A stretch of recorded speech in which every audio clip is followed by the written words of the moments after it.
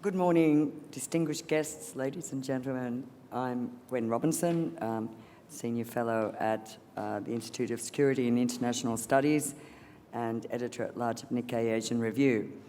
I'm moderating this very timely discussion this morning, and before I start, just want to make the point, as those in the audience are probably aware, the physical audience at our seminars these days is very small out of respect for social distancing precautions, and we are live streaming this, and pardon me, welcome all questions, both from the floor and online. So we'll make time for questions after our panellists here say their bit. And as you all know, we're here today to discuss the prospects for President-elect Joe Biden, the US poll results for Asia, Southeast Asia, and particularly Thailand, and of course the world. And as you all know, it looks like the transition is proceeding. I think the most encouraging headline I've seen out of the reams of articles and headlines written in the last week has been the New York Times headline today, which is "Transition to Biden administration formally begins." So it's very clear that Trump, while continuing his legal challenges and refusing to concede, has agreed that the go-ahead for the presidential transition can begin. So that authorization has given Biden access to government buildings, as well as more than $7 million in transition funds. As we all know, there are some very high expectations fanned by the early reports we've all read, I think, of Biden's choices for his new team, including a former respected career diplomat, Antony Blinken, as Secretary of State, and former Federal Reserve Chair Janet Yellen as the next Treasury Secretary. There are many others, and our distinguished panel will go into that. But that said, I think that it's very clear Biden will be working with a very deeply divided Congress. And we have also just seen one of the closest US election results ever. It reminds me of November 2000, when I was a news editor at the Financial Times, following minute by minute the Bush versus Gore battle and how it came down to like the hanging chads on ballots in Florida. It wasn't quite that bad, but we can conclude that America seems more divided than ever. And that means at least half the population does not support the kind of liberal order that so many Biden supporters are hoping for.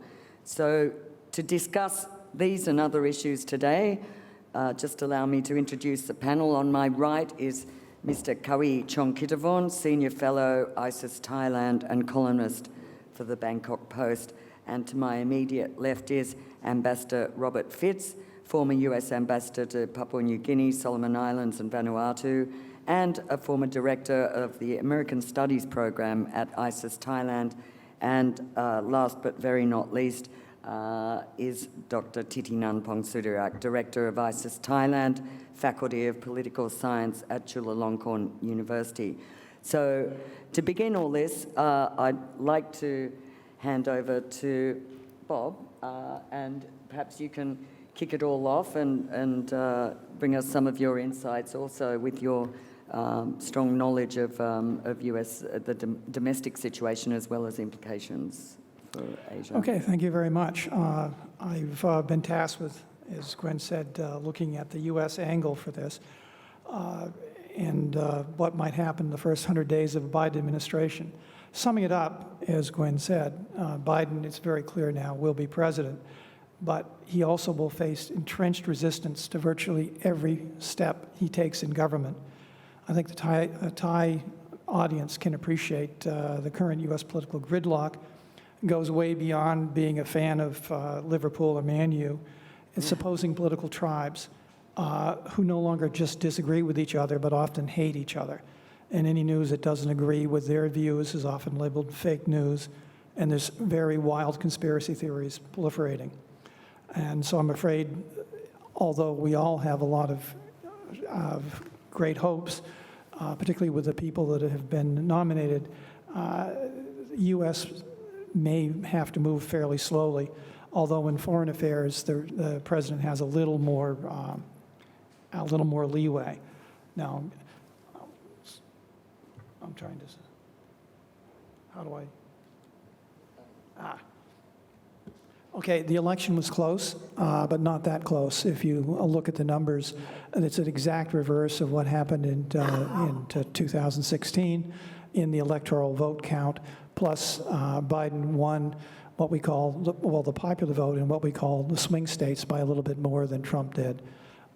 It's perhaps worth remembering that Trump hailed his win as a historic landslide, but as you all know, has been resisting the verdict of the voters in 2016. Hillary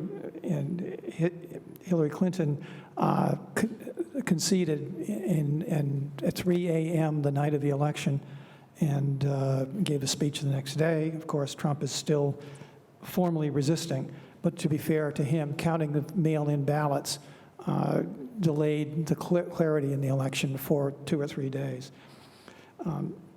His attempts to deny and overturn the results are somewhat scattered. The election is scattershot, but I can put them into 3 categories: to overturn through the courts, including appeal to the Supreme Court, which now has a conservative majority, but this has failed at every step. The second one would be create enough chaos and confusion to allow local Republican leaders to invalidate the vote count, and under the U.S. system, the legislators could throw the electoral votes to Trump. He's been focusing on Pennsylvania, Wisconsin, Georgia, but in a major blow just yesterday, Michigan certified their vote for Biden, and if Biden can get enough certifications by December 8th, then everything's over. The strategy still in the Trump camp is to stop block certification in several states that have Republican legislatures, and then try to get those legislatures to overturn the vote. I don't think, and most observers don't think, that will happen. The third,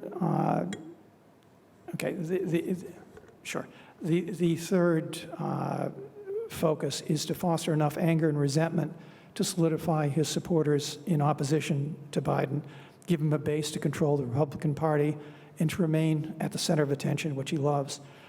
In that, I think he's almost certainly succeeded. And as Gwen said, the GSA has begun the transition process. So although he hasn't conceded, the steps are continuing.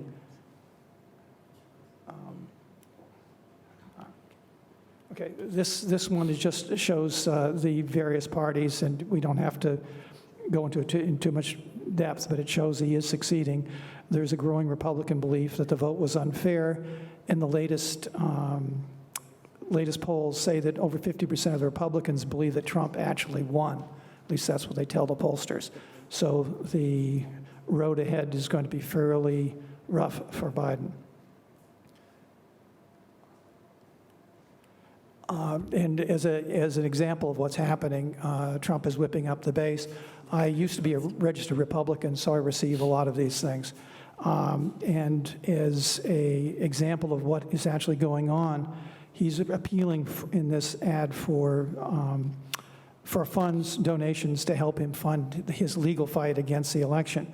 But if you read the fine print of the first $5,000 that anyone contributes, 60% goes to his personal political action committee to fund his future activities.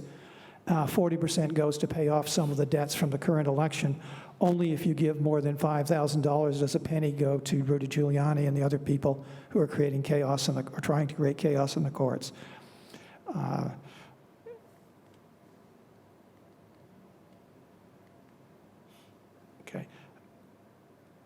Okay, as I said, the road ahead is going to be tough. The Democrats lost, unlike they expected, and unlike what the polls said, they lost ground in the House and gained way less than they expected in the Senate. Further to these numbers, which leave the Democrats, which will be in control of the House. The Senate, a question we'll talk about. There was 3 House races still outstanding, 4 of them, and 3 of them looks like they're going to Republicans, but they're not settled yet. More worrisome, as I have at the bottom of the slide, Democrats lost widely down the ballot.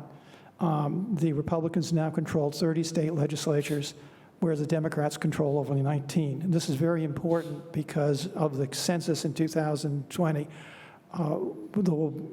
Redrawing the districts for congressional elections in 2022, most of those will be controlled by the Republicans, and we have a process which called gerrymandering, which means you draw the district in order to favor your party. So this will give the Republicans a better chance of the 2022 elections. Now in the Senate, right now it's 50-48. There are 2 Senate races in Georgia, runoff races, and that's where all the marbles are on the table, and that a lot of money, a lot of political expertise is flowing into Georgia to the 2 races.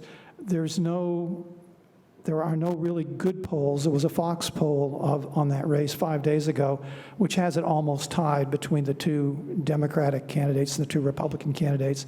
But most political observers say that it is most likely that the Republicans will win at least 1, if not 2, of those states. If they do, that will give Mitch McConnell the chairmanship, majority leadership of the Senate, and the ability to block much of Biden's agenda, as well as his appointees, as he did throughout most of particularly Obama's second term. And to show you to the extent that Trump has taken over the Republican Party, I'll read for our people we have online. It's not quite on the site. Okay, Senator Lindsey Graham in 2016 called Trump a race-baiting religious bigot, but by 2020 he said, "I'm all in, keep it up, Donald." Senator Ted Cruz in 2016 said Trump is a pathological liar and utterly amoral.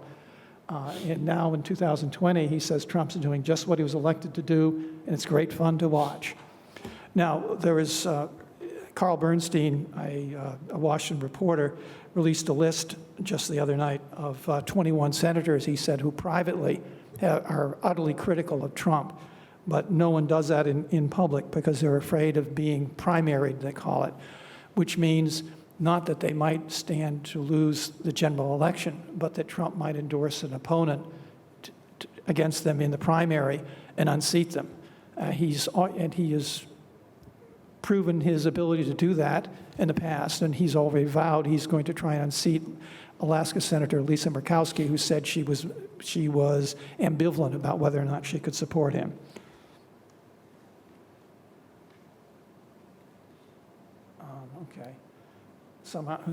Okay, this is where now going to get to the meat of the matter, Biden's agenda. He's facing a number of really daunting challenges.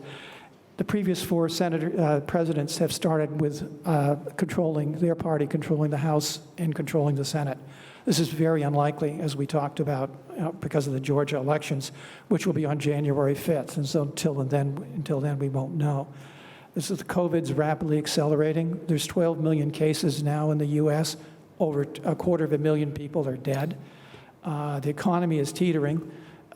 12 million Americans will lose unemployment insurance by the end of December, unless the Republican-controlled Senate takes action prior to then.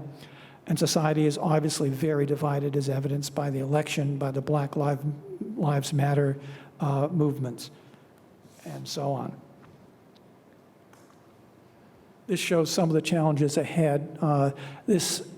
Interestingly enough, the shade of red shows you the support in a given state for the Republicans. The light blue or dark blue are states that tend to lean Democratic. And you can see that the Republican states are the ones where COVID is really surging, but they're also the ones that are most likely to resist any national mandates for masks, social distancing, anything else. So he has a real difficult road ahead. But some of these, almost 10% of, for instance, in the top, South Dakota, almost 10% of the population is now an active COVID case, so it's just absolutely daunting. But at the same time, U.S. society in general views the economy as a more pressing problem than the COVID crisis. The Republican Senate has continually blocked the latest stimulus package to reinvigorate the economy. The House has been pushing, the Democratic-controlled House has been pushing for a $2 trillion package. The Senate has stalled at $1 trillion. Biden is pushing, I understand, behind the scenes to have them reach a compromise, probably at a lower level to be readdressed later. However, his campaign has formally denied that they're trying to get a lower level compromise.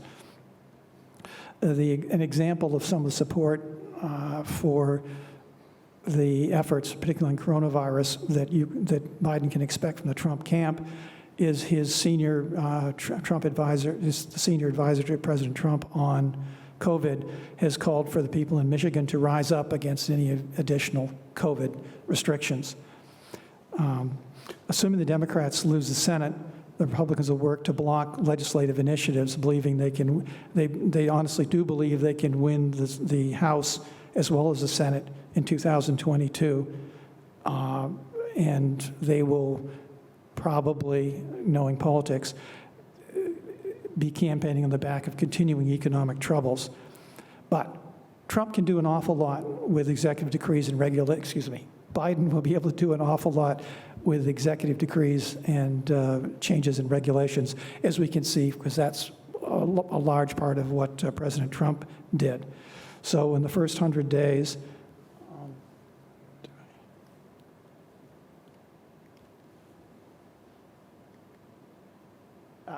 okay, I'll just talk through the first 100 days, then we'll get to the appointments. He would be very active in foreign affairs, although there will be some restraint due to the domestic concerns on the economy, as well as the general U.S. support, both in the Trump segments, major segments of the Republican, as well as the left side of the lefts of the Democrats. But we expect him to re-engage with Iran in the Iranian nuclear agreement, restore funding to the WHO, to engage in the vaccine distribution planning, and to an immediate problem. The last nuclear agreement we have with Russia is the START treaty, which expires in early February. Russia has said they'd be willing to extend it. I'm sure that Biden will do that. He also intends to rejoin the Paris Accord, and he can work to revive 125 environmental rules that Trump has undercut in the last year. On much of Asia, I'll try to leave that to my colleagues.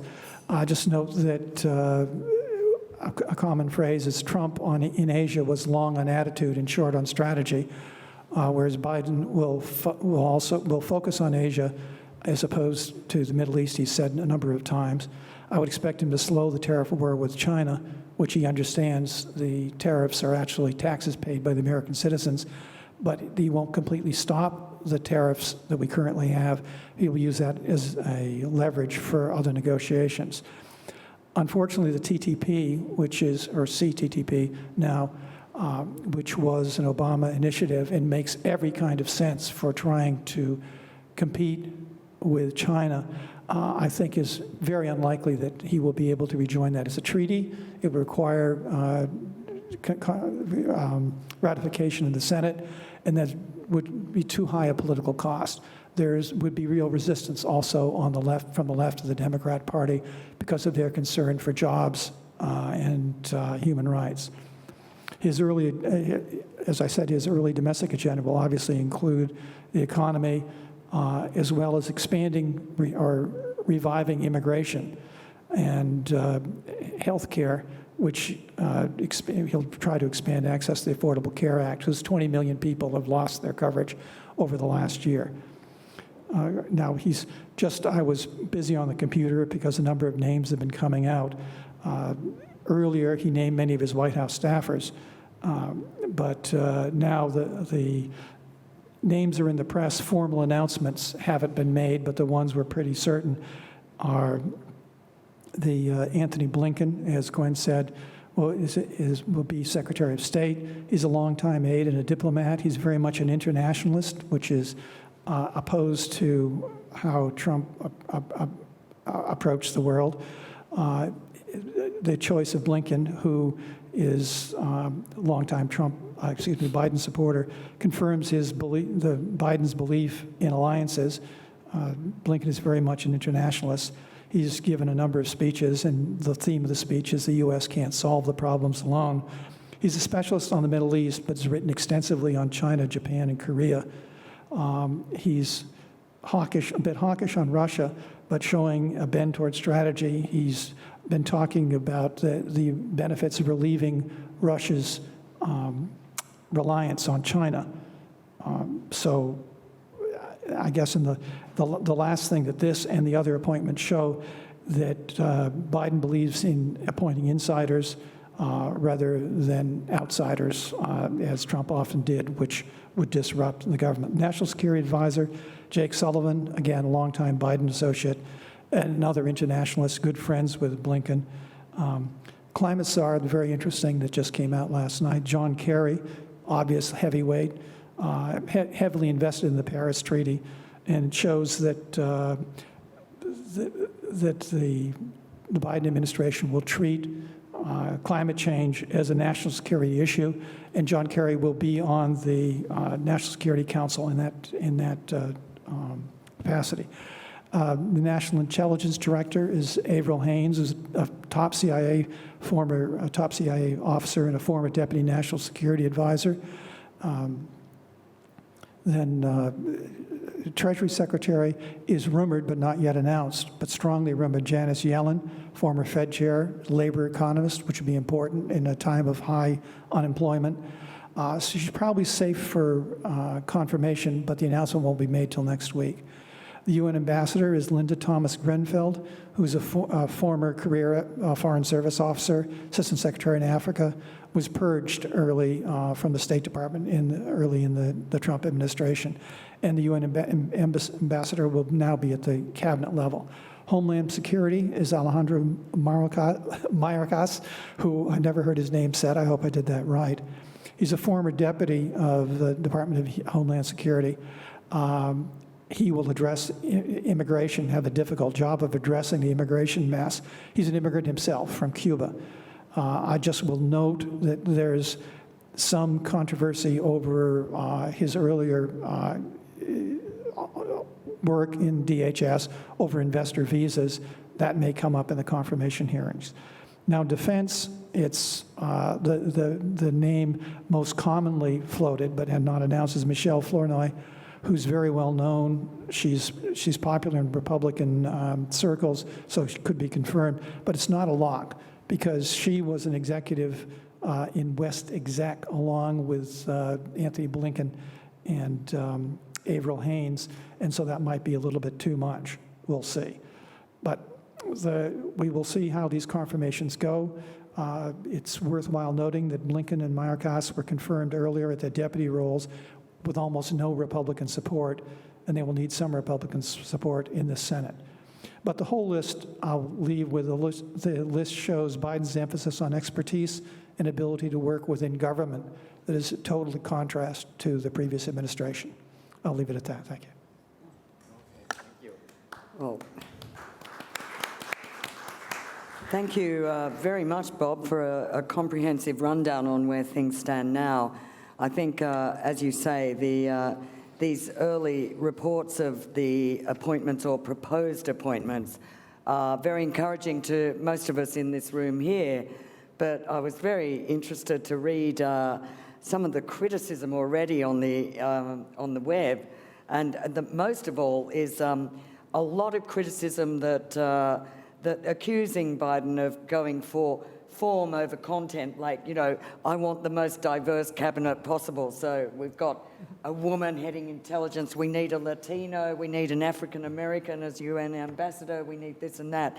So some people are suggesting that, you know, that has been the overriding priority, and therefore questioning, I suppose, the efficacy of such a diverse cabinet. But maybe I'm sure that our other two panellists will possibly go into that. And for us in this room, I think one of the key things that we are interested in is how what the new administration taking shape now affects Southeast Asia, in particular Thailand, which has one of the most solid and comprehensive alliances with the US out of the various Southeast Asian countries, and is, to remind, one of the biggest bases for US diplomacy and security in the region. So over to you, Koei. I know you've thought about it a lot, and you have a very comprehensive presentation there.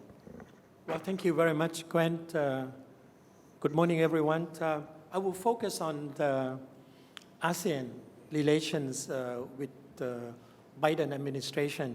And I think with Biden's won the election, all Southeast Asian countries, particularly, I mean, ASEAN as a whole, really happy in the sense that you have Biden, which will conduct a policy like a normal America that go for international cooperation, America that will go for networking, cooperation, coalitions of willings with friends and allies.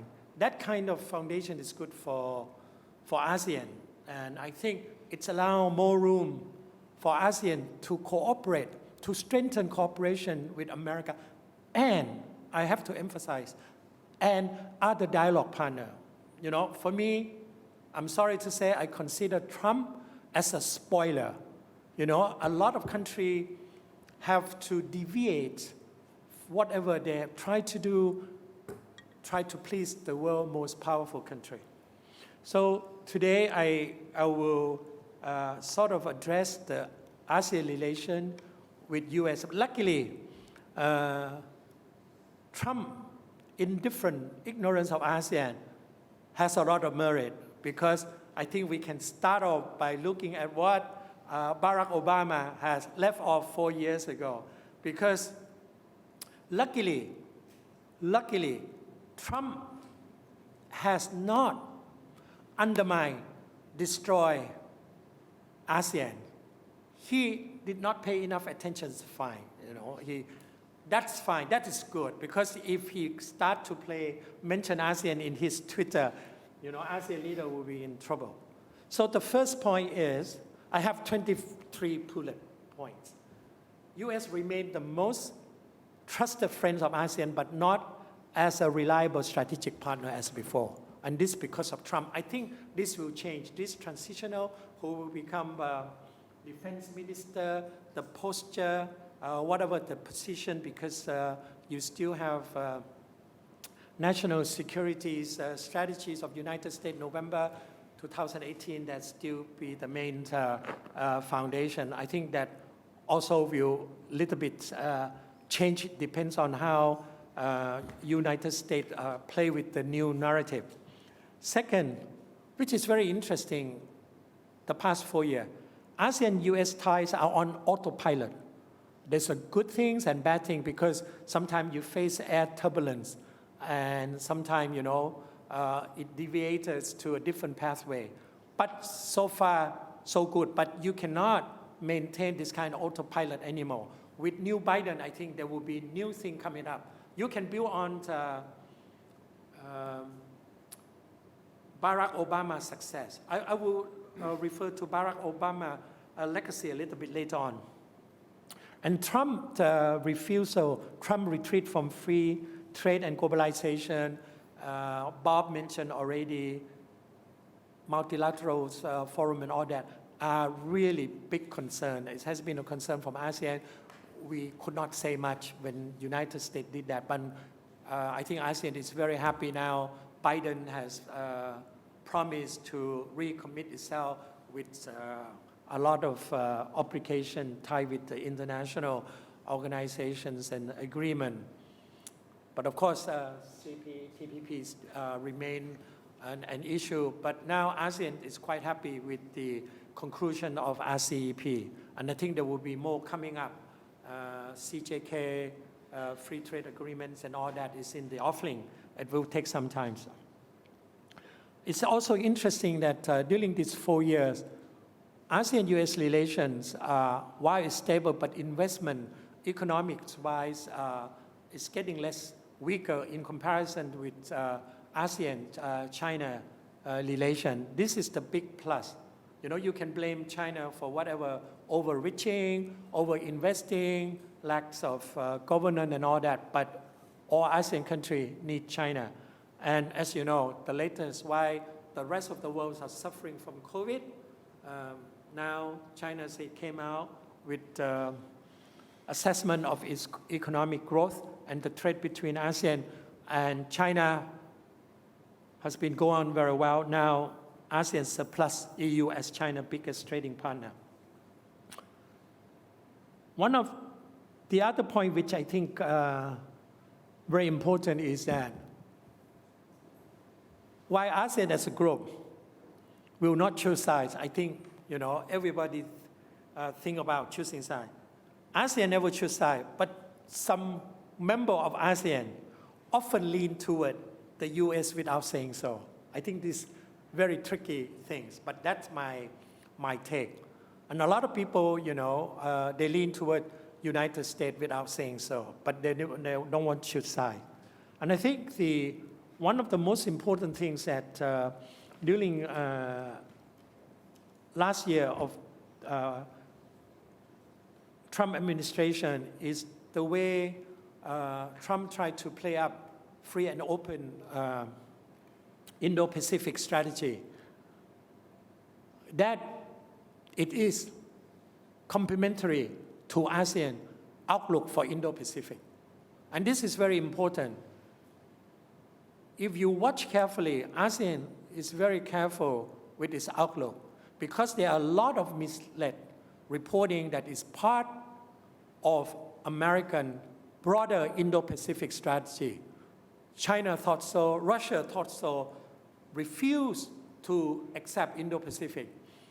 ASEAN said, no, we have our own thinking on par with the rest of Indo-Pacific strategy, the French, the Germans, the Japanese, the Indian, the Australian, you can mention other two, Korea, New Southern policy without mentioning Indo-Pacific, but lastly focus on the region, and even Taiwan without mentioning it. But all these things, they are separate, and ASEAN has to emphasize. And you can read the statement that come up between ASEAN and Japan. There's no word. The taboo of using the word synergy, you will never see. ASEAN will never synergize AOIP with any Indo-Pacific framework. Remember that. We are on par. You can cooperate. That's the key word. And I think this is a very important point. Otherwise, a lot of people think that ASEAN is just an extension, AOIP is an extension of FOIP. It is not.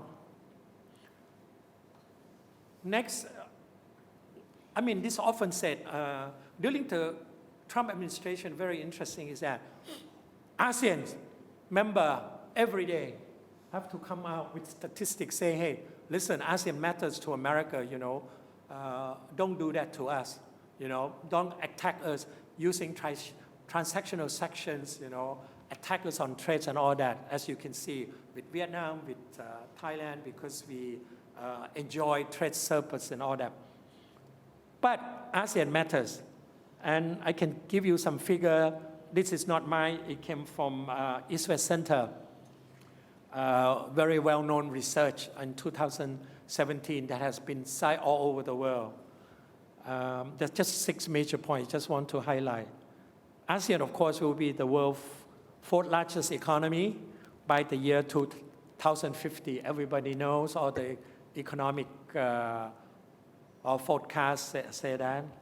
And ASEAN matters to America because they're the sixth largest importer of US agricultural goods after China and Japan.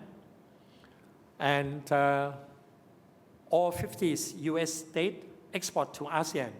And this is important. Every country in ASEAN has to come out with number of jobs they have helped created in Trump America. So all round up, 500,000 jobs that have been created for United States. So ASEAN means more jobs. It's a big asset for America. And this is the word that America used to say, ASEAN is the #1 destination for US investment, received nearly $274 billion in cumulative investment, more than combined investment in China, India, Japan, and South Korea. That is the mantra that Washington used to say during this time. But I think this kind of mantras cannot stay on forever. ASEAN tourists and visitors visit United States. We can only get the 2015. It's about 780,000. And that adds to $5 billion to the US economy. And of course, you have to mention all the students from Asia, ASEAN, as you know, Yusuf Isaac Institute, IC, Singapore has a survey. Of course, most popular destination for ASEAN has always been the United States. ASEAN students contribute $1.7 billion to the US economy in a year. Now, I like to focus on the Biden's new challenge. You know that ASEAN matter, but it matter even more in other strategic terms. I think ASEAN and US need each other more than ever before to balance ties with rising power like China and India. And I'm quite happy with Biden because of his experience in diplomacy and have Blinken, as Bob mentioned, as an internationalist, and also New York Times said he's an interventionist. So that would cause a problem in dealing with ASEAN on issue of norms and value, particularly on liberal norms and value. But it's good for Thailand, though. I will argue that Thailand would welcome Biden, and especially with focus on human rights and all these things. I will explain why later. And it's not only that, it's providing strong counter-narrative on the decline of US power. So ASEAN is very important engagement with the United States and vice versa.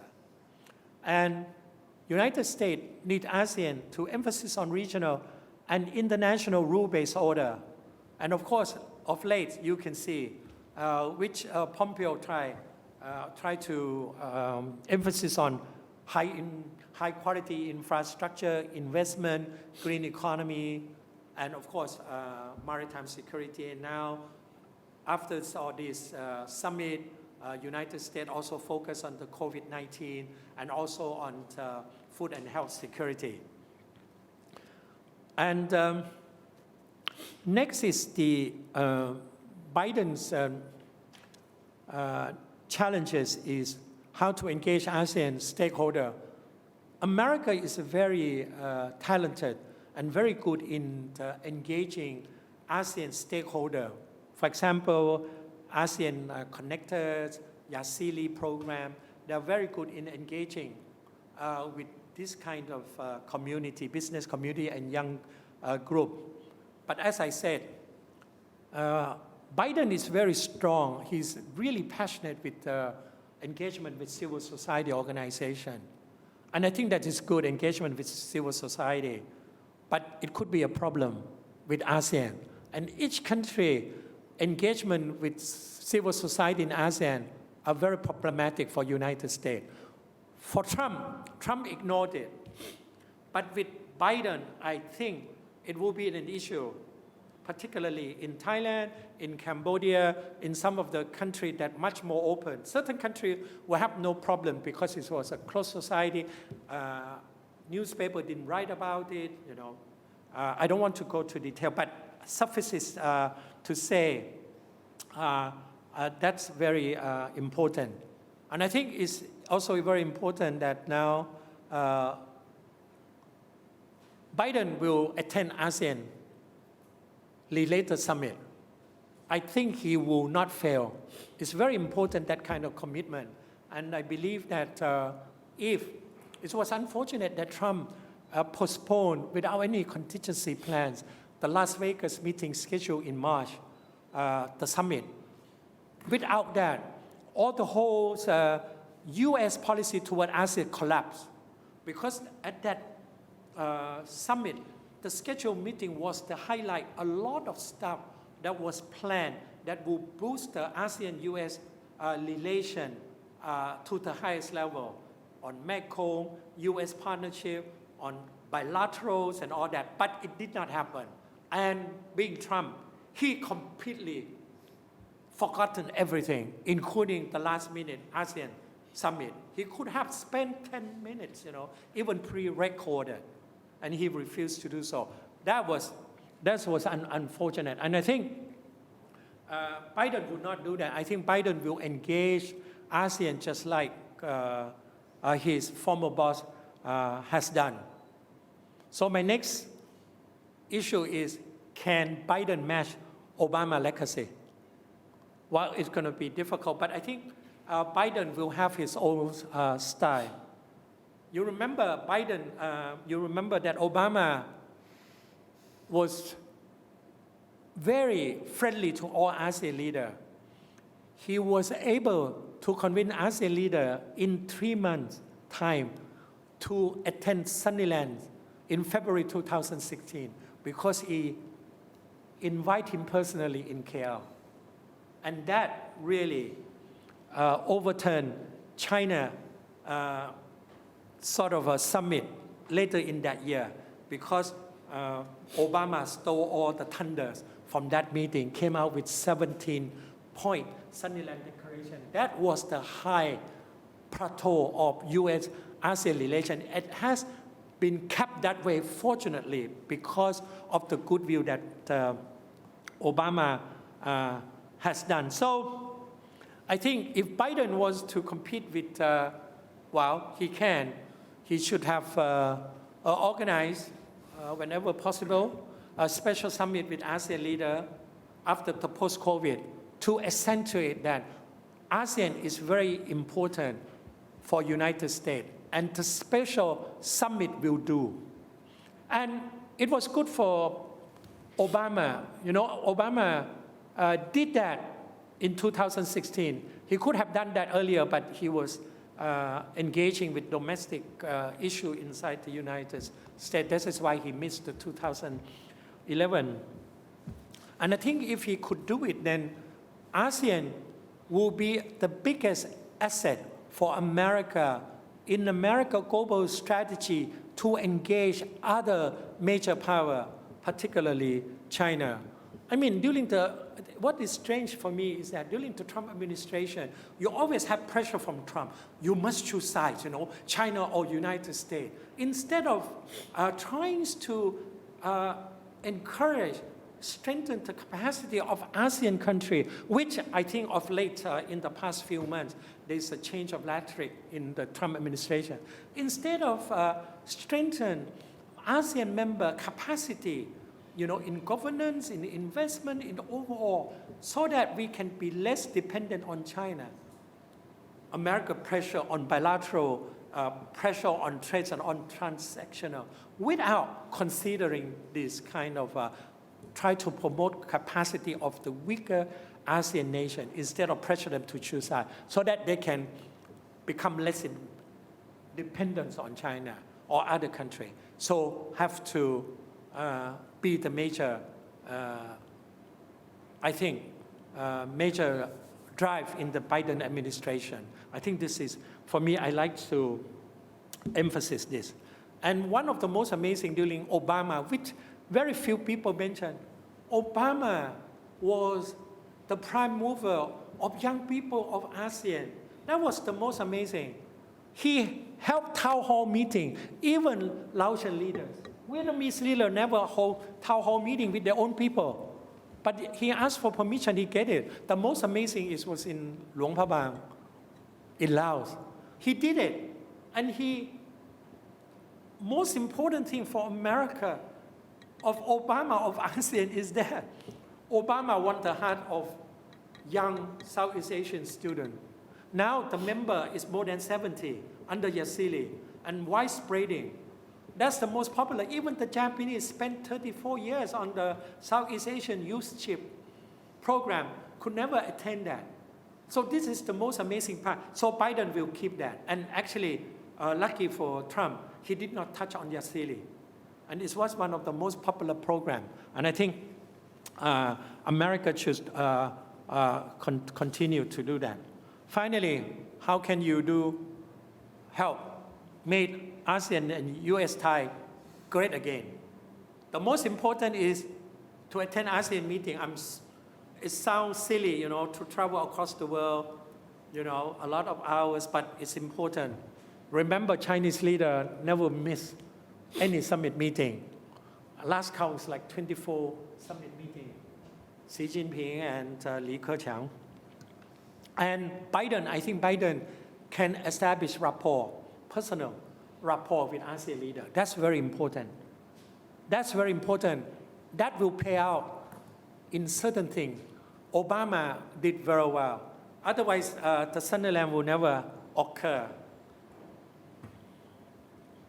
So, not only that, I think United States has to pay attention in all ASEAN-led mechanism. Now, given the situation in unpredictable strategic landscape, I think ASEAN, as benign as it is, with all kinds of condescending views about ASEAN, ASEAN is much needed. Trust me, ASEAN is going to be an important factor, a bridge builder, regardless whatever people criticize ASEAN for, even some ideas to kick out some of the small countries. I don't think that would happen. Small countries strengthen ASEAN as well. The other point is Biden must strengthen security commitment, both traditional and non-traditional. Particularly, I think in one area that America has not yet done very much is that on cybersecurity. Because of the online digital economy, I think United States has to increase this area. Another area which the Thai has benefit from is on the health security. A lot of people didn't know that Thailand has benefited a lot from United States assistance over the disease research. In fact, there are more than 400 staff, CDC. And actually, Anthony Fauci is very well known in Thailand. He recognized Thailand's excellent public health system. Thailand awarded him 2013 Mahidol medal, which the Thai media did not pay attention. He was the one who held Thailand's public health security. So this aspect, I think, will be strengthened. Researching on HIV, research on malaria, and a lot of things are going on thanks to United States assistance. Thailand has been able to overcome a lot of things that related to disease prevention. These kind of things are seldom mentioned, and I think it's good. And I will not go on because there are a lot of fine points, but I think I raised some of the major points for you to ask questions. And finally, I think Biden will have much closer relation with ASEAN. And with that closer relation with ASEAN, ASEAN will be able to play the role of bridge builder with China, with Japan, with Korea. Already, you see RCEP, I'm so happy because Japan now is less constrained, now it's freer. Korea will now improve relation with Japan, and then China will visit, Xi Jinping will visit Japan, Nikai Secretary General will facilitate that. So everything is like a little bit loosening up. So that is good. This kind of atmosphere is ideal for ASEAN. I think ASEAN value, relevance will increase, contrary to all this criticism of ASEAN that we have no spine, no position. ASEAN will have position. ASEAN is alive and kicking, as I say, softly, but with effectiveness. Thank you very much. Well, thanks, Cowie. I think we all in this room hope you're right. And I'm sure you made many good points, and I know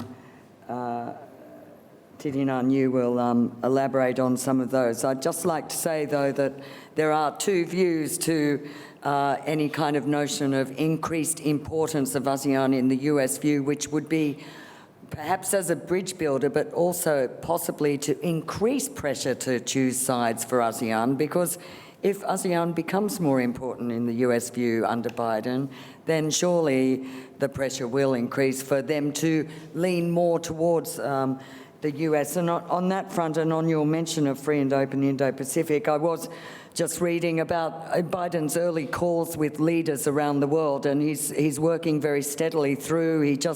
The latest, I think, was with New Zealand leader Jacinda Ardern, where, they had a call, I think, overnight. He said he looked forward to working closely on common challenges, including containing COVID-19, tackling climate change, reinforcing multilateralism, strengthening democracy, and significantly, he said, maintaining a secure and prosperous Indo-Pacific region, which the media in the US and elsewhere have seized on his constant refrain of secure and prosperous Indo-Pacific, contrasting it with Trump's earlier insistence of free and open Indo-Pacific. It is a much more conciliatory approach and possibly does suggest more room for if not compromise, a sort of more relaxation of this haranguing from Trump to choose sides and build up this free and open Indo-Pacific. But these are issues I think that Titinan, you are going to focus on. So over to you. Okay, thank you very much, Gwen, and good morning, everyone, Excellencies, colleagues, friends, and my fellow panelists. Thank you very much for all your remarks. I really enjoy listening to them. I'll just have 3 points. First, without overlapping, from a different angle, from the local perspective, perhaps regional somewhat, of the President-elect Biden and his likely performance, and then to talk a little bit about Southeast Asia as a distinct from ASEAN. Kawi has given us a very detailed, substantiated perspective on U.S.-ASEAN, but there's also U.S.-Southeast Asia, which I will talk a little bit about. And then look at U.S.-Thai relations, Thai-U.S. relations under Biden administration. So my kind of conceptualization of the incoming Biden administration would be something either a second chance or 2.0. 2.0 is the Obama plus.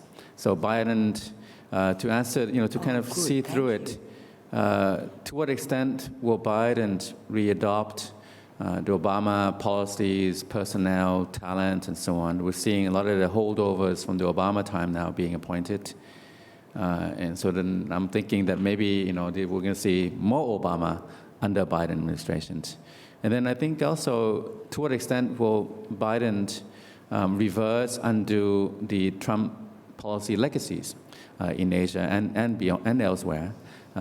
So this is something that I'm watching very closely. A lot of people around him seem to come from the Obama time, and I am a little bit concerned from afar that the U.S. domestic politics, of course, very polarized. There are 2 points here. First, I think the Democratic Party has been under heavy influence by the Clintons and the Obamas. So this is almost a 3 decades kind of dynastic influence. The Clintons had a lot of say over the party, and Hillary Clinton waited until her turn to be the presidential nominee, and she lost. And then Obama now have a lot of influence over the party. Joe Biden is a vice president from the Obama time. So, this is one party is really kind of a families, they're very influential. So that's a concern from afar. And then the other one is that Trump, I think that because he's such an anti-establishment figure in U.S. domestic politics and also globally. He's the anti-global establishment. So we don't like him. I mean, I'm part of the global establishment. I'm an academic. I go, I write these things. I'm in favor of progressive ideas, a liberal international order. Trump is not for the liberal international order. And therefore, we have a bit of a bias against Trump. There's a built-in bias among the establishments in the US and also globally. Having said that, I think Trump is quite a phenomenon and still is a phenomenon. A lot of people voted for him. He reportedly earned more than 70 million votes, and that's very high. I think a lot of the polarization in the U.S. is very visceral. People who hate him a lot. People who support him a lot.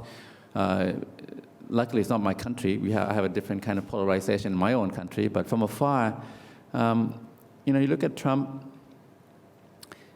If he didn't have the COVID challenge, and if he handled COVID in a smarter way, could have won the election.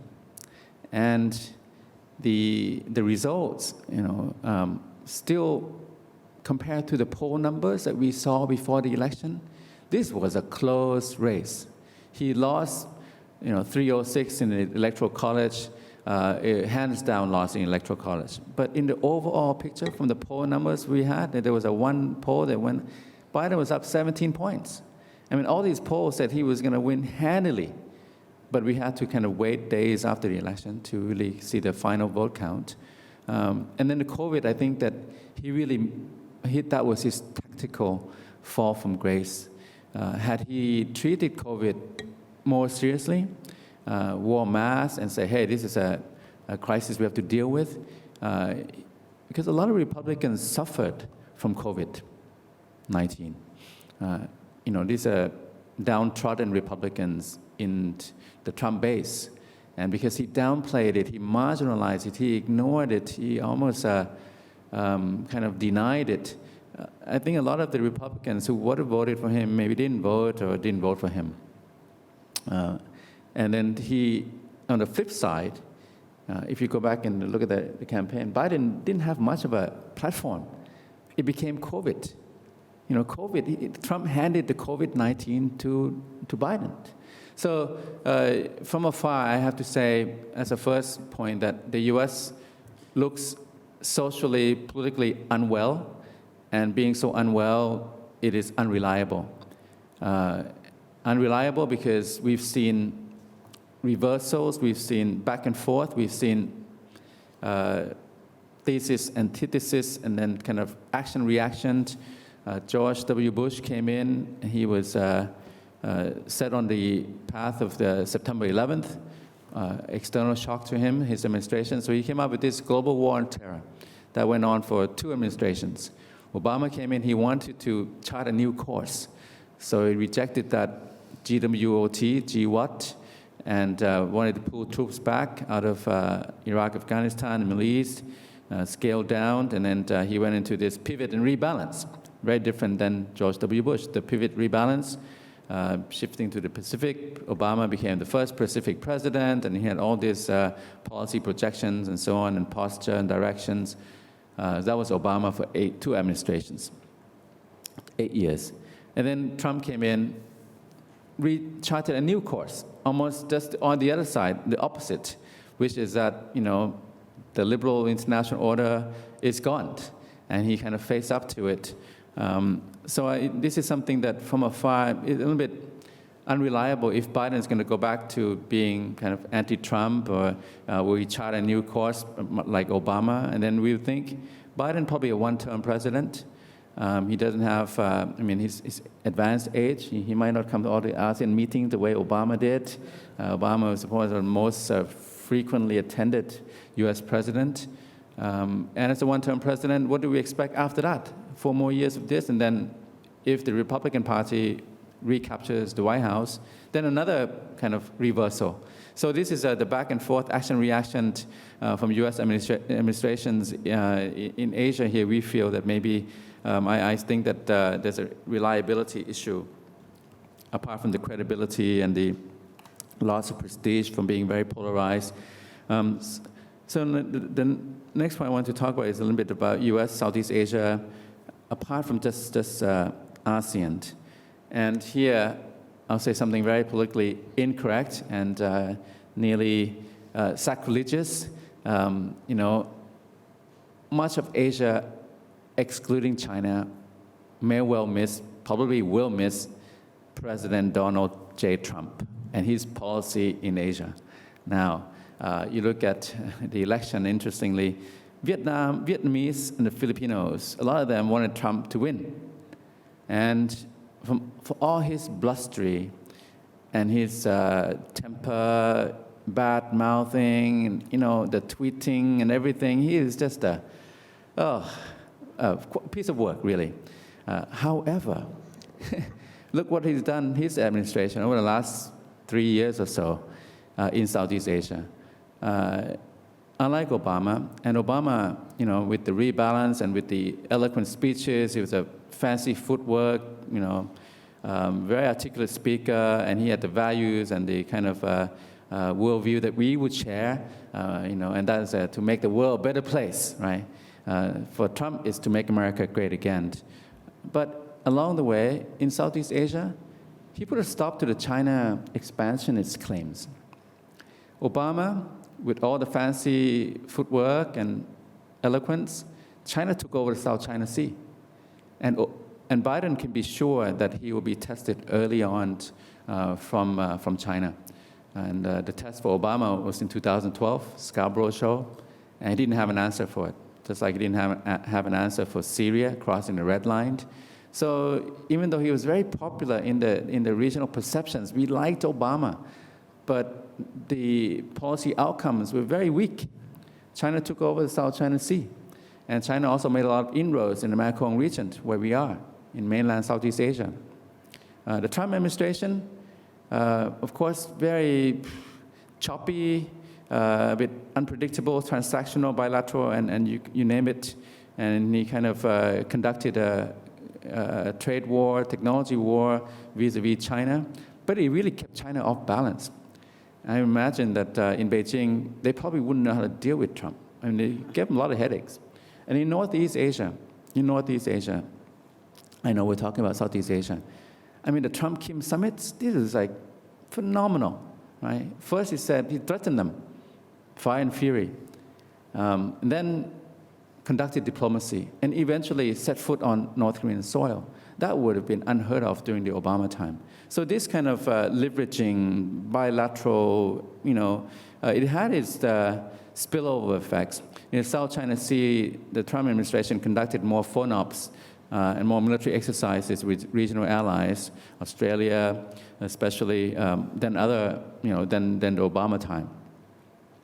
And then, of course, the entire posture, and with the Pompeo, the national security strategy, national defense strategy, naming China as rival, competitor, adversary, that was a major pushback over the Trump administration. It gave a lot of leverage to Southeast Asian states, even though they may not have said it. Even Cambodia, I would say. So Vietnam, I think Vietnam-U.S. ties were upgraded significantly, substantially during the Trump administration. Philippines, Obama had a problem with Duterte, but Trump and Duterte got on. So that kind of realigned that alliance. And then Thailand, and I'll come to this as the last point in a bit. Trump had General Prayut over to the White House on October 2nd, 2017. Even though Trump only came to the region, to Southeast Asia, just one time in 2017. And the way that he came upon the FOIP, like Obama, I think, wanting to chart a new path, right? So Obama after Bush, so Trump after Obama. He didn't have, in January 2017, you didn't have a policy projection, a platform from the Trump administration. But suddenly he came to Vietnam and the Philippines, and he started talking about free and open Indo-Pacific.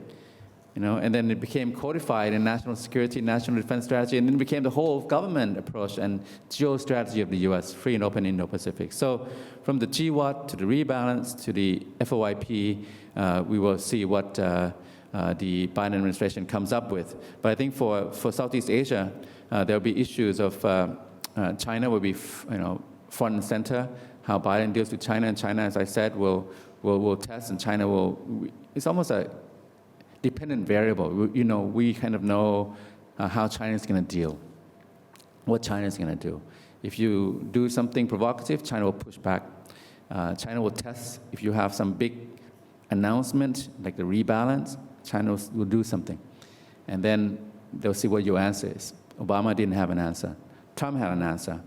Trade war, technology war, pretty much a non-military war. So that gave some space for the regional governments to deal with China. On human rights and democracy in elections, Trump, I never heard Trump talk about elections and democracy and human rights, fundamental freedoms. Obama did a lot, and I suspect Biden will do at least some. And this will be consequential for the regional governments. Philippines, war on drugs, human rights violations. Some will say Thailand, rights and freedoms, and even Myanmar on Rohingya. So this is something I think regionally we will have to keep an eye on a new Biden administration. Now coming to U.S.-Thai, Thai-U.S. relations. So I think we will see more, as Bob said, this move towards a global leadership, so Make America Great Again will be set aside. Now is to try to make the world a better place. I'm a little bit skeptical. I'm not sure if the liberal international order, I think what's left of it can be salvaged, but I don't think it can be fully restored now. I think Trump got that. I'm not sure if Biden administration will get that. For Thai-U.S., so if you go back, Thai-U.S. relations, of course, treaty ally going back to 1954, 1962, long-standing, very entrenched bilateral lines, especially military-to-military relations. The probably turning point was probably in the 1990s after the Cold War. 1997, 1998, we had an economic crisis here during the Clinton administration. And the Thais felt that the U.S. as a treaty ally neglected or abandoned, didn't come to Thailand's aid in its hour of need, 1997, 1998. That was a big inflection point. And then after that, the relations were up and down, up and down. In the 2000s, early 2000s, I think the Thaksin administration, Thaksin government at that time, after GWAT was launched, after September 11th, realigned Thai-U.S. relations by visiting the White House in June 2003. Thailand became, by late 2003, after the APEC summit, became the U.S. major non-NATO ally, MNNA. And that kind of rebooted the alliance. And then the alliance went through a rocky period domestically in Thailand because we had these protests, very polarized, 2005, 2006. At that time, the U.S. government was very lenient on handling the Thai domestic situation. So for example, in 2005 into 2006, there was a book, very controversial book at that time, which today would have been very mild. At that time, it was very hot, and it was called, The King Never Smiles. And I can tell and recount a personal anecdote that the U.S. envoy in Bangkok did a lot to ensure that the book was not distributed, did not come out, was not sold prior to June 2006, when His Majesty the late King celebrated 60 years on the throne. So it came out after. And when there was a coup in Thailand in September 2006, September 19th, the U.S. At that time had an envoy who was very well connected. He had been a diplomat here before. He had access to the Privy Council. He was very well connected with among the Thai elite establishment. And they, automatically, perfunctory, suspended the IMET, the International Military Education Training, and they had some words about, the demands were basically, okay, it happened, get a new constitution, have an election, and all will be fine, right? So that was a 2006 coup. So it was rather lenient, was not harsh. And then the Thai crisis went on through the end of the Bush administration. The Obama administration came. Obama administration took a different tack. Thailand had more street demonstrations. But Obama had a more emphasis on the human rights, the fundamental freedoms, the democracy, and all of that. So the U.S. more vocal under Obama on what was happening in Thailand, the red shirts protests, the yellow shirts protests, and so on. And that culminated with the coup, the military coup on May 22nd, 2014. Obama administration was very tough on the Thai coup, the latest Thai coup in 2014. The reason being that Obama had invested a lot in this, he was big on women leadership. So we had a prime minister who was a woman, Yingluck Shinawatra. Obama came to visit Thailand in October 2012. Even though he was facing a re-election bid, he was pretty secure. He came here, visited Cambodia, was the chair of ASEAN, only visited Thailand, Cambodia, and Myanmar. And as you may recall, he gave a big kiss to Aung San Suu Kyi, because she was a democracy icon, and she, so with Aung San Suu Kyi, Yingluck, he had a banquet here, came for a visit here, right off the plane, went to the temple, had a press conference. So, he was invested in this democratic government. So when the coup came, when the coup was staged in May 2014, the Obama administration was very harsh on the coup. Imposed more sanctions. The U.S. envoy here had a run-in with MFA. They was summoned to the MFA a number of times. The U.S. envoy was a charge at the time, and Thai-U.S. relations hit rock bottom. The Cobra Gold was downgraded. The U.S. didn't send as many troops. A number of areas, no high-ranking visits from the U.S. government, and vice versa. And that was the Obama kind of tail end of the Obama. Trump came in 2017, very different. Didn't talk too much about, human rights and democracy and the protests and so on. So Trump instead, on the other hand, invited General Prayut, who was a leader of a military government at that time, the lead coup maker at that time, to the White House. And the Prayut government, after rescheduling, eventually went in October 2nd, 2017. General Prayut, the coup maker and military government leader, was feted and welcomed and received at the White House by President Trump. And President Trump, through his envoy here, if you listen to the U.S. envoy here in recent months, doesn't talk about, military, constitution, protests. Talk about the Eastern Economic Corridor, business to business, So it was very much a different orientation, different direction that the U.S. government under Trump here in Thailand in Thai-U.S. relations. Now, beyond under Biden, I think we will have to see.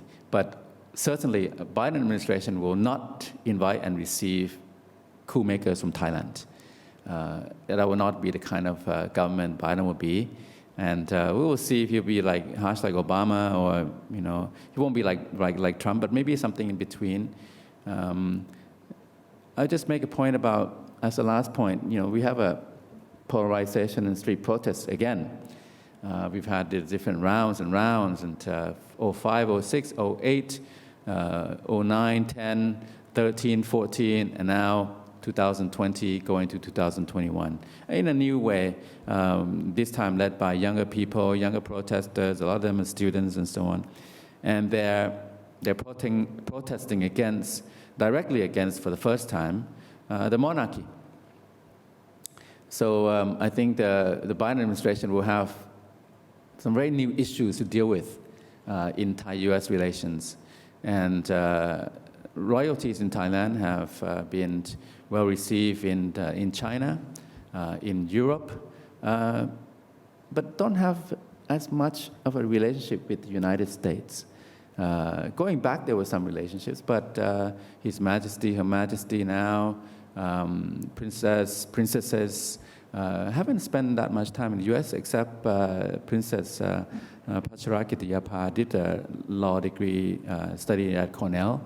But other than that, there are 4 alienated, estranged, and disowned sons of, well, I don't know, they would be called princes still or not, but of His Majesty residing in the U.S. So that's the royalties that we have in the U.S. These days. Thai-U.S. relations under Biden will be different than under Trump. I don't know how much Biden will be more like Obama, but certainly we hope, I think in the region and in Thailand, that Biden will be a kind of a synthesis of Obama and Trump.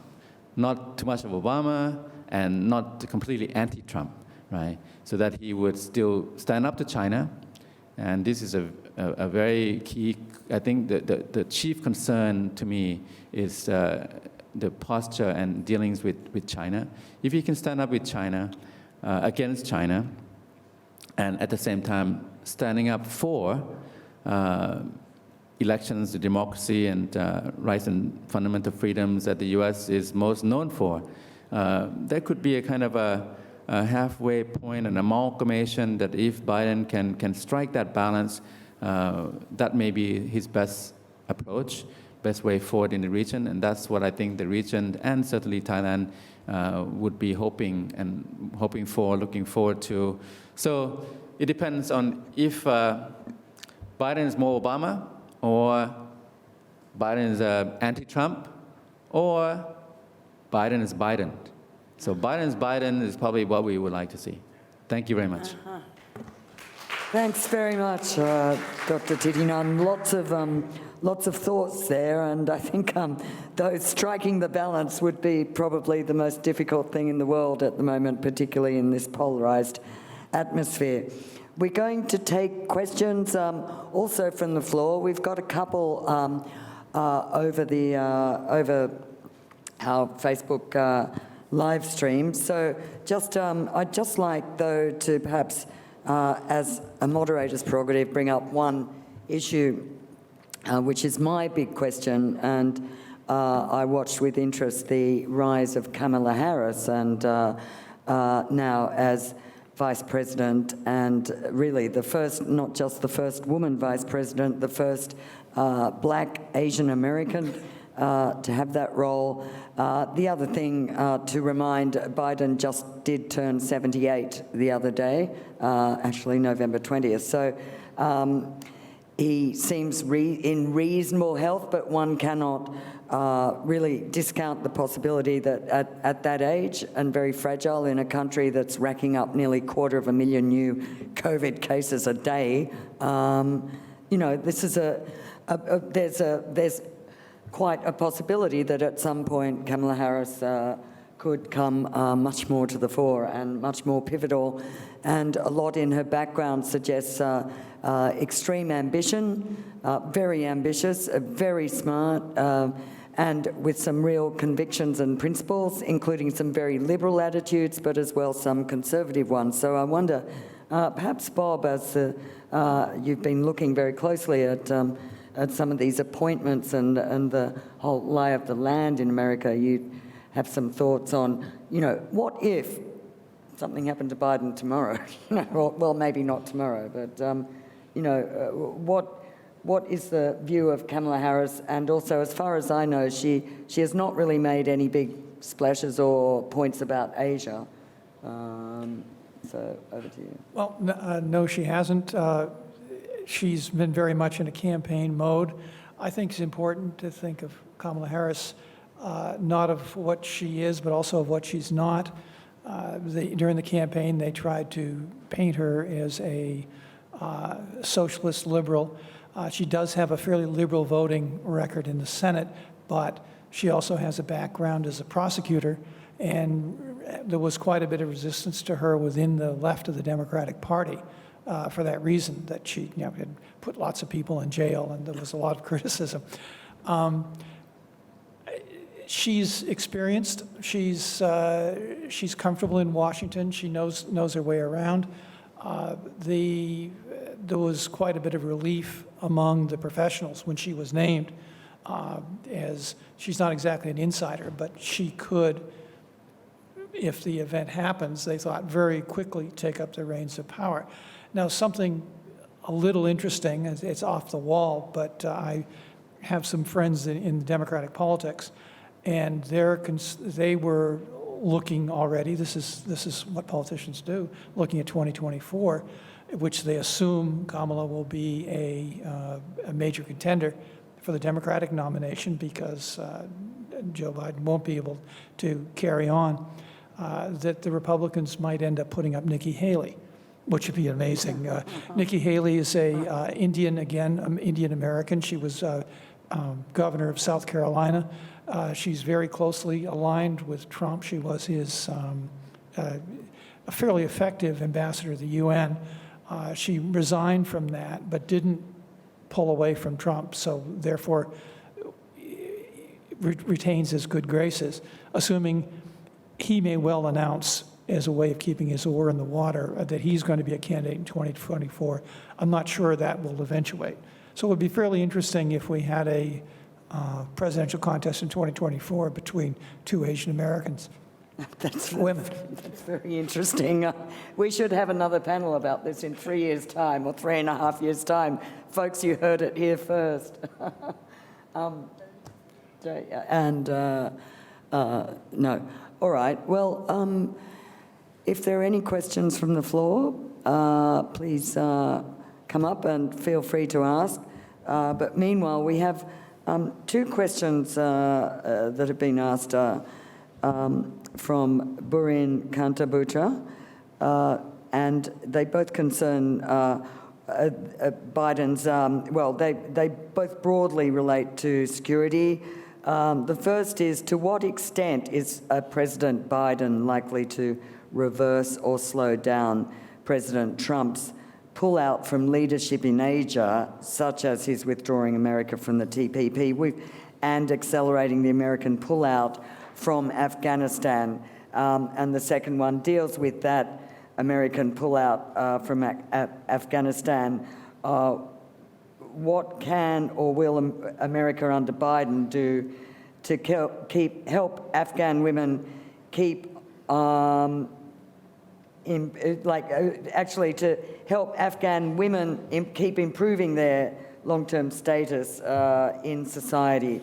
So that is possibly more, we might see, that might be an opening for Kamala Harris as well. But if any of you, perhaps, Jay, you're looking like you might have something to say about that. Bob, yes? I can speak fairly confidently about what Biden wants to do. What he's actually going to be able to accomplish, I'm not sure, particularly on the Afghanistan question. The chat within his close advisory circle is that the Obama shift transition to Asia, shift toward Asia, was a good point, but it didn't have enough substance. They're serious about resuming a leading role in Asia.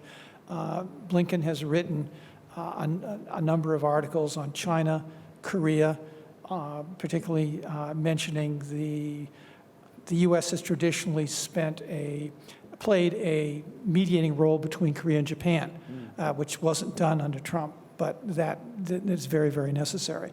So they are talking very seriously about having an important role, a heavy role in Asia. But as I said earlier, I don't think for political reasons in the U.S. they'll be able to resurrect a U.S. membership in the TTP.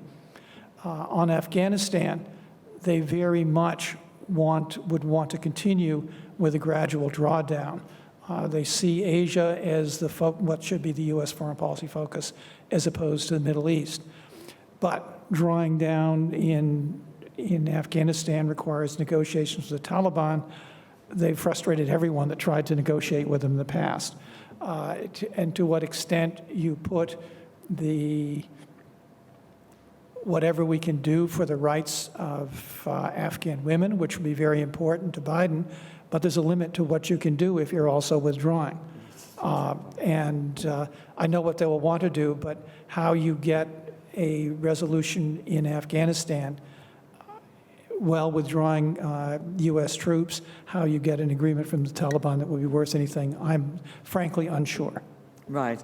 So are you saying, though, that we're unlikely to see a big shift in the way the US is currently playing the negotiations over Afghanistan under the Trump administration?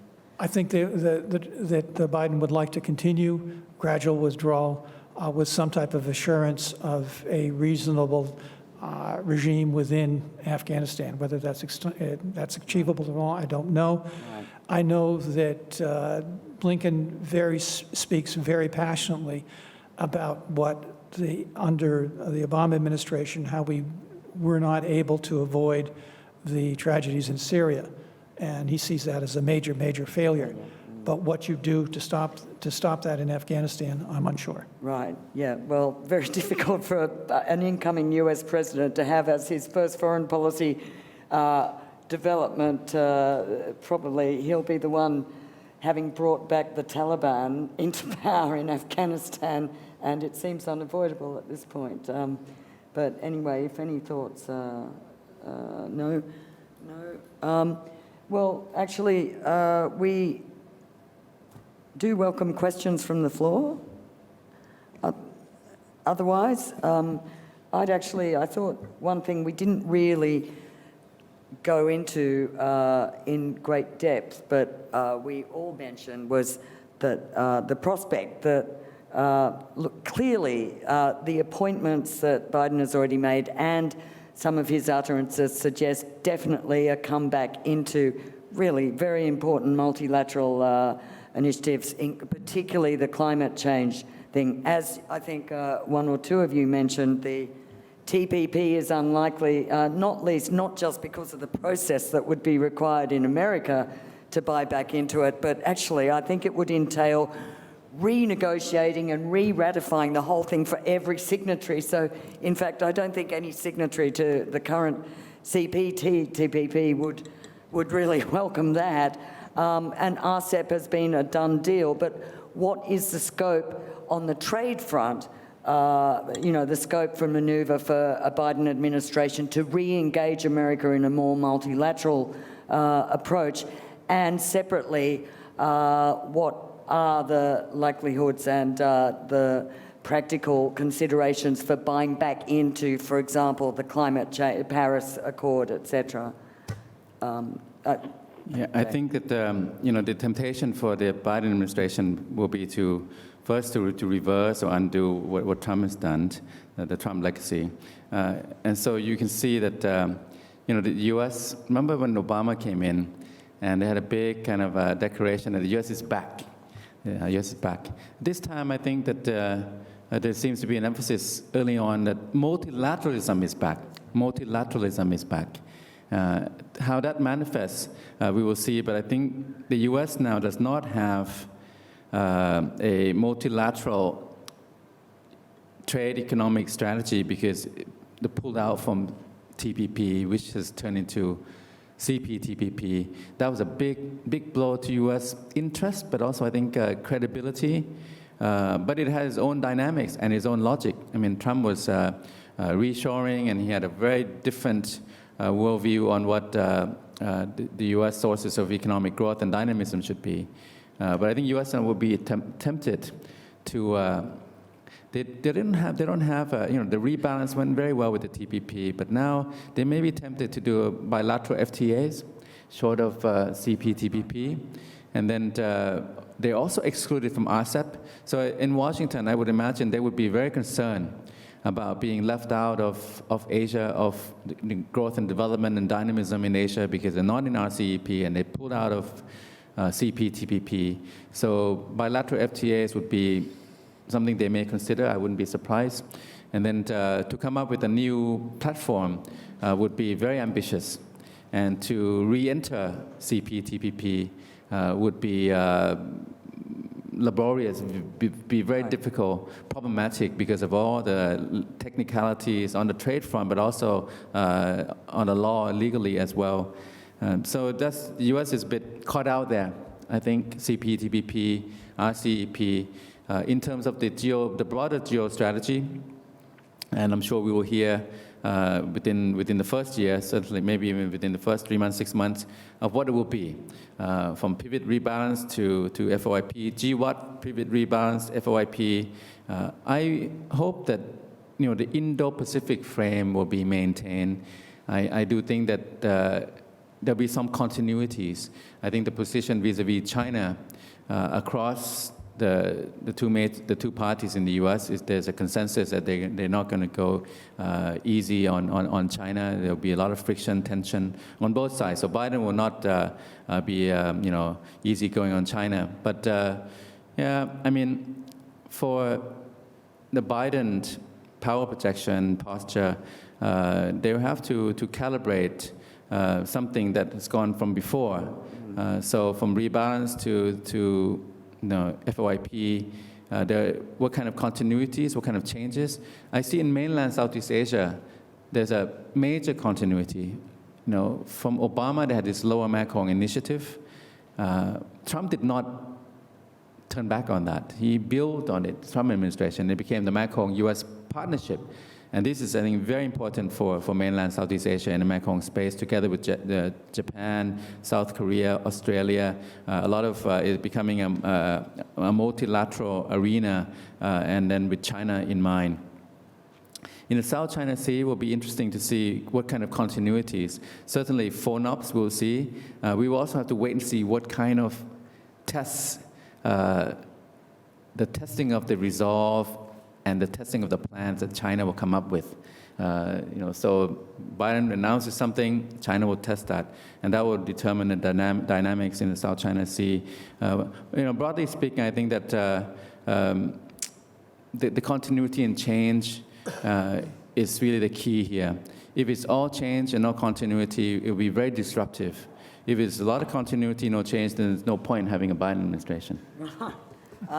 Yeah, well, that's another whole discussion. But I just wondered, Kawi, because you've been big on this whole concept of ASEAN as a bridge, that could play a more bridging role. But as Jay rightly pointed out, the options for the US, if it wants to re-engage in the international trade arena, are really a series of bilateral free trade agreements, which surely would undermine or not fit very well in the new, particularly now RCEP has been concluded and about to launch, CPTPP.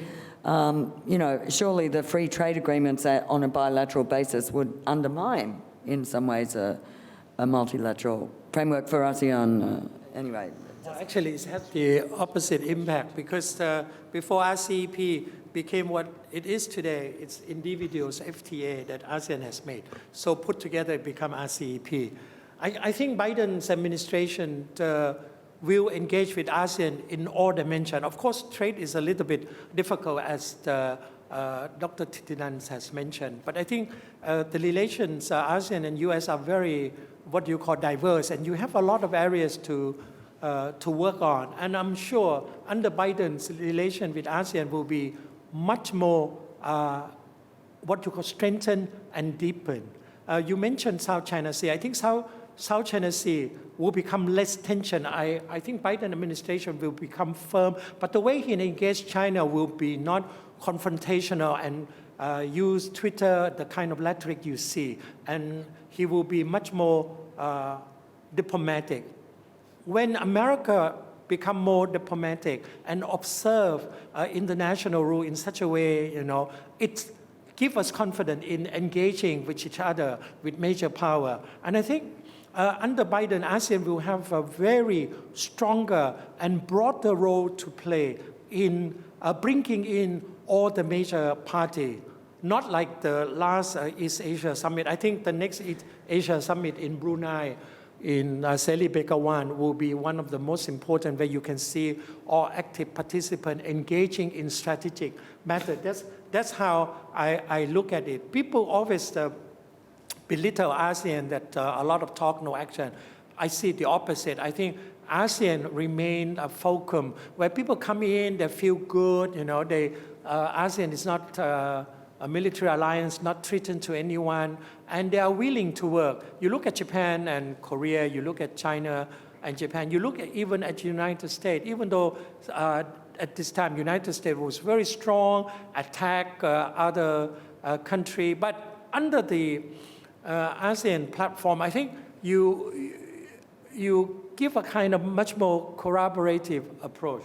So I think ASEAN will become more important under Biden, no matter what. I'm really optimistic, and I think given Anthony Blinken, he will give emphasis to international cooperation. But there is one problem. If Biden stress on the liberal norms and values, it will become problematic. I don't think Biden will ignore this issue like the way Trump has done. But I think he will put pressure on countries like Thailand. I mentioned this, Thailand actually one of the most, open to international NGO. We have a total of 74 international NGO. The most vocal Human Rights Watch, Amnesty International, you name it, it's all located in Thailand. Thailand is very tolerant. But if you press further, given what the atmosphere now, it could be problematic because now the Thai government has some kind of second thought about the presence of the international NGO, the way they carry out the funding and what was the outcome, the allegations of conspiracy and all these things. If Biden approached Southeast Asia strictly on the liberal sort of norm, it will cause problems. But I would say that in case of Thailand, would be a very good example. I personally believe that Thailand is a member of liberal democracy, but we failed since 1973. Now we try to catch up. We took exam, we lost the credit. Now we took exam on IUU. EU said, oh, you passed because you follow rule. We took the exam on trip report. You passed. We have a lot of examination on civil rights and all these things, water cannon and whatnot, civil liberty and all that. We still have a lot of exam. But we are liberal, but we fail, okay? We are now trying to catch up. So make no mistake, we are very imperfect society as a member of the so-called, failed liberal democracy. We have a lot of things to do. And Biden has to work with Thailand because Thailand is in the middle of all this. ASEAN is the miniature of the global political system. You have all kinds of political systems. So Thailand is in the middle. People said we are not democratic. It's not. We are not free. We are not. We have dictatorial regime. We have. So we are in the middle. We are SUV. We encompass everything and anything. So Biden, I am sure, as an ally of United States, one important point, the first country to recognize, first Asian country to recognize America almost 200 years ago. So these are basic things that America must use Thailand as a platform because Thailand is in center of Southeast Asia, Indo-Pacific, and engagement with United States from now on will be very deep and rational. And I don't think Obama time dealing with Thailand was rational at all, very emotional, because there are a lot of expectation, Thailand must be good, you accept all that, too much expectation. And now there will be more realistic engagement with Thailand, realistic one. I think that's my take. Thank you very much. Now, I think we have a question from the Australian Ambassador, Alan McKinnon. Is that okay? Can you hear me? Sorry, yeah. Right. Yes. Jay, you gave us a very neat short history of the interaction of the United States presidents in the last sequence of them with Thailand, the Clinton years, the Obama courting of the government in support of a female prime minister, through to the reaction with the coup, but Prayut going to the White House in 2017. And I just wonder, much of the comment we've heard today is about how and this is a natural perspective, how the United States might act in relation to this part of the world. We've looked at a government here that's been here for some time, and you've got a Prime Minister that's quite experienced. You've got a Deputy Prime Minister in charge of Foreign Affairs who was an ambassador in the United States. The new head of the Foreign Ministries just come back from the United States. In a way, if you're ever going to have a Thai foreign policy establishment that was qualified and skilled to interact with the United States establishment, it would be this one from Prime Minister down. And I guess my question is, what sort of capacity do you see within the Thai system to actually think strategically, to engage? How will they bring all the threads together of the preeminence of ASEAN and the growing importance of ASEAN that Khun Kawi's laid out very well, and including how they may tweak or adjust or think about their domestic policies in dealing with political opposition, given that they'll be interested in how the United States reacts to them this time? Excellent question. Thank you. Thank you, Ambassador Alan. So the short answer is that Thailand is not short of talent. So as you mentioned, Ambassador, back from Washington, I think the core, the inner sanctum of the Ministry of Foreign Affairs and the Thai diplomats generally, they are well trained. They know what they're doing, and in fact, if you leave it to them as foreign affairs policy professionals, Thailand can do a lot. We have good people at the MFA.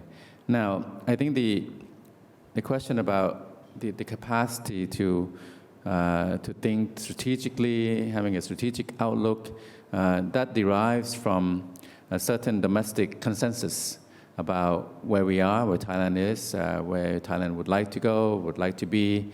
And I think that consensus has been missing for some time. So you can see that we've been polarized at home, divided, and now the key motivation and rationale of strategic thinking has turned domestic, first of all. It's very much security-driven. It's been securitized in a way. You look at the domestic situation now, I think the existential threat and challenge is not Thailand's role outside, it's Thailand's regime or establishment at home. So I think until this deep-seated existential conflict is resolved somehow, and it's been ongoing for some time. The last time that there was strategic thinking, I think it was early 2000s. I mentioned the realignment and kind of the Thailand becoming a major non-NATO ally, sending troops to Afghanistan, to Iraq. After that, it's been in kind of a tailspin and a holding pattern and a standstill. Yes, there have been movements at the margins, but in terms of projecting Thailand at that time in the early 2000s, was trying to become a regional center of gravity with a Asian landmass scheme, Asia Cooperation Dialogue, with ACMEX in mainland Southeast Asia, the Ayeyarwady Chao Phraya Mekong Economic Cooperation Strategy, and then bilateral FTAs, and so since then, it's been fits and starts, it's been really up and down, just because the domestic situation, flip-flops. I mean, the pendulum has been swinging one way, back, and one way, back, and the pendulum is still swinging. So this means the upshot is that Thailand punches below its belt. On a good day, it can be kind of a middle power, relatively speaking, in mainland Southeast Asia. But Thailand's been having a lot of bad days. And on bad days, it's just a small state. And until its domestic situation is resolved, one way or the other, and then a kind of a consensus forms about how to assert, then we will see this kind of underachieving, underwhelming foreign policy outlook. Well, on that happy note, I wonder if either of you have, we've got a few minutes, if any of you have a summary thought. Just one quick thought. We've talked a lot about and Ajahn Titinan has raised that many of Biden's advisors and cabinet members came out of the Obama orbit. But I think it's a mistake to think of them as Obama 2.0 because the center of thought in Washington has changed, particularly vis-a-vis Asia, particularly vis-a-vis China. And if you look at the things that Blinken has authored, or you even just listen to the speeches of Biden over the last 6 months, 9 months ago he called Xi Jinping a thug. They are taking a very, very different look at Asia than the Obama did. There's no longer the kind of general optimism. They're talking resources. In specifics, Biden has talked about removing U.S. dependence on resources from China for our technology. I wouldn't think that he would continue with the Huawei bans. He certainly will continue with the freedom of passage exercises and so on. So I don't think it will be Obama 2.0. It will be different. So second Well, chance. I think, second chance, yeah. Well, I think that that's a very, very strong thought to end on. So with that, I'd really like to thank our excellent panelists and the audience. Thank you very much. Also online for watching us. And yeah, don't forget, maybe in 3.5 years' time, we'll be having a panel discussing the clash of the titans, the female titans. Anyway, so thank you very much. And to our live stream team up the back there. Thank you. Thank you very much. Our next event will be on December 17th on Cambodia, Myanmar, Thailand, democracy, and foreign relations in these 3 countries.